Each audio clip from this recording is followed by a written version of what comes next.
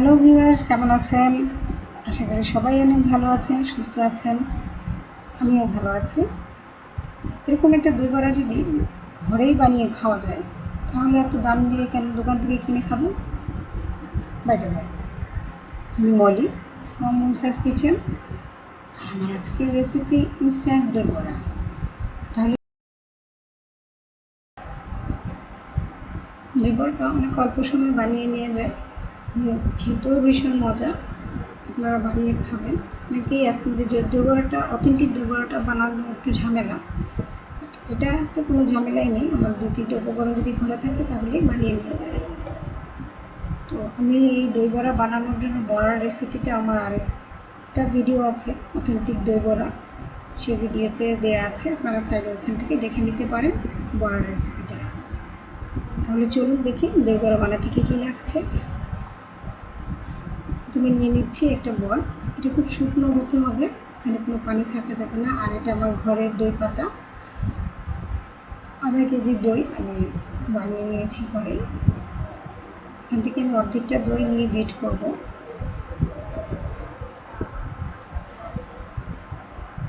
কাঁটা চামচের সাহায্যে বিট করবেন যাতে বিটটা স্মুথ হয়। আর একটা টেক্সচারটা এমনটা হবে যে ক্রিমি ক্রিমি একটা ভাব চলে আসবে, তখন এটা বিট করা বন্ধ করে দেবেন।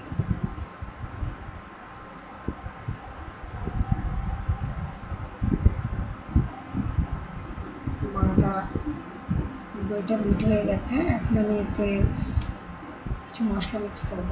এখানে আমি অল্প একটু পুদিনা পাতা আর কাঁচামরিচ অর্ধেকটা নিয়েছি থেতো করে। খেতে খুব ভালো লাগে, ঝাল যে যেরকম খান সেরকম দিবেন। এখানে চাইলে আপনি একটা রসুন বাটাও দিতে পারেন।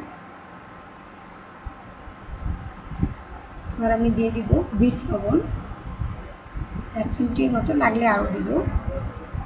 এটা মশলাটা মিক্স করবেন আর চেক করবেন ঠিক আছে কিনা। এবার আমি চাট মশলা দিয়ে দিব 1 চা চামচ। আপনাদের ঘরে যদি চটপটির মশলা থাকে সেটাও দিতে পারেন। দিলাম চাট মশলা 1 চা চামচ।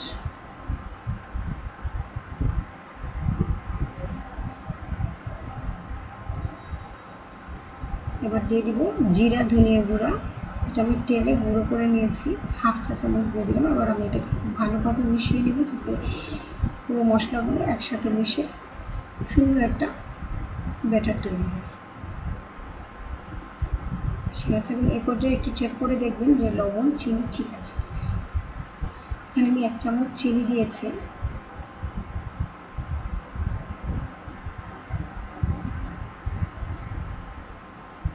এবার যে পাত্রে আমি দই বড়াটা সেট করবো সেই পাত্রটা নিয়ে নিলাম।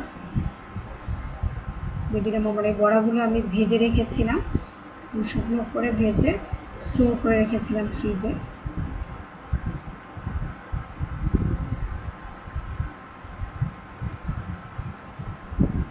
উপর থেকে দইগুলো ঢেলে দিব।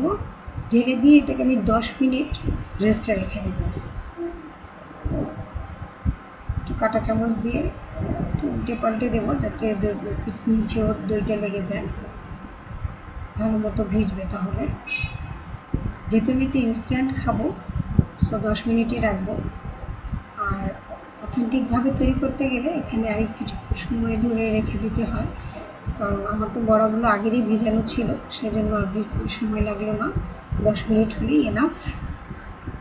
এবার আমি তৈরি করবো যে উপরে যে দইটা দিব, সবশেষে যে দইয়ের লেয়ারটা দিব, সেই দই লেয়ারটা আমি এখন বানিয়ে নেব।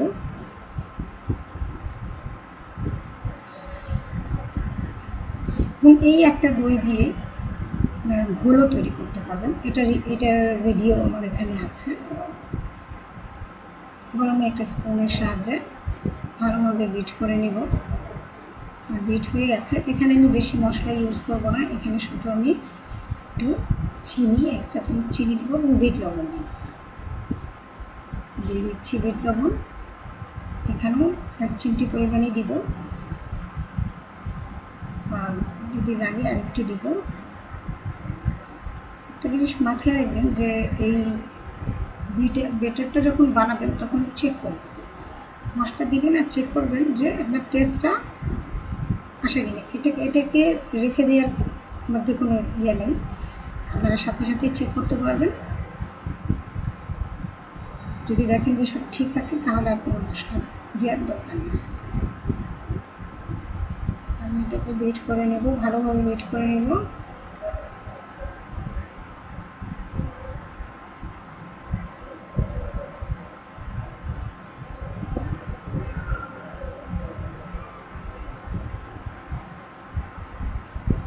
এরকম ঠিকটা হবে, এতে কোনো রকম পানি আপনারা ব্যবহার করবেন না, তাহলে কিন্তু দই বড়ার অথেন্টিক যে স্বাদটা সেটা পাবেন না। 10 মিনিট পর এটা দেখুন কতটা ফুলে উঠেছে। এবার আমি দইগুলো উপর দিয়ে দিব।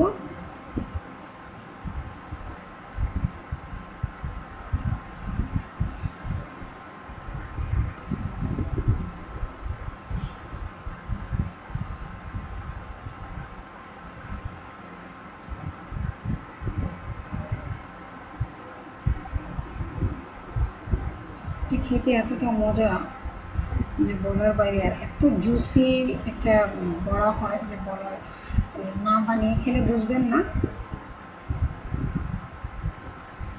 এই দই বড়াটা যদি ঠিক আমার মতোই করে আপনারা বানান তাহলে আর কখনোই দোকান থেকে কিনে খাবেন না, অবশ্যই ঘরে বানিয়ে কিনে খাবেন। এটা একটা খুব হেলদি ফুড। এবার আমি এর উপরে দিয়ে দিলাম জিরে ধনিয়া গুঁড়া, সাথে দিয়ে দিচ্ছি চিলি ফ্লেক্স, চটপটি মশলাও দিয়ে দিচ্ছি। এখানে আপনারা যে কোনো ধরনের চাটনি সস ব্যবহার করতে পারেন, এটাও মজা লাগে।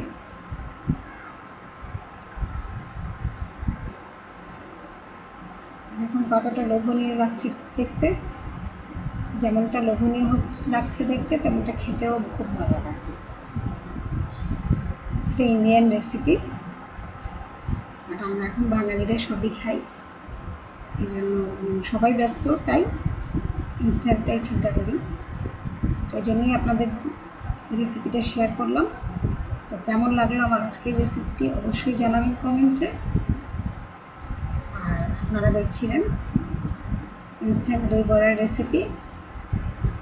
তো নেক্সট ভিডিও নিয়ে আবারও চলে আসবো আপনাদের মাঝে। সে পর্যন্ত ভালো থাকবেন, সুস্থ থাকবেন, আমার জন্য দোয়া করবেন যেন নেক্সট রেসিপি নিয়ে আবারও আপনাদের মাঝে হাজির হতে পারি। যদি ভিডিওটি ভালো লেগে থাকে অবশ্যই একটা লাইক এবং শেয়ার করবেন। আপনাদের সাপোর্টের কারণেই আমি আজকে পর্যন্ত এসেছি। সবাইকে অনেক অনেক ধন্যবাদ ভিডিওটি ধৈর্য ধরে দেখার জন্য। ফি আমানিল্লাহ।